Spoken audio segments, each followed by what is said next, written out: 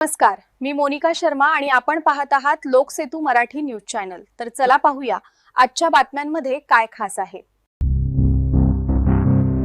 शहादा शहरात चोरट्यांचा धुमाकूळ, बॅनर फ्रेमवर डल्ला, पोलिसांचा धाक उरलाय की नाही?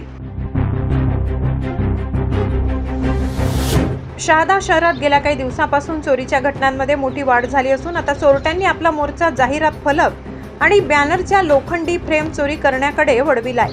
शहराच्या मुख्य चौकातून आणि रस्त्यांवरून बॅनरच्या फ्रेम लंपास केल्या जात असल्याने व्यावसायिकांमध्ये संताप व्यक्त होत आहे। नेमकी घटना काय?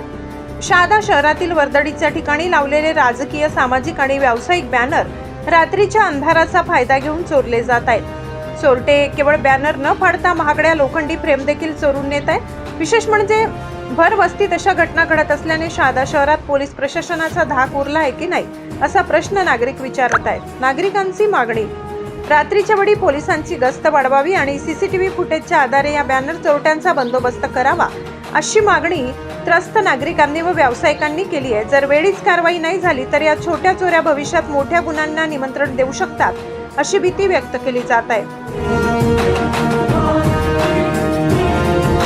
लाला चव्हाण, वडाळी।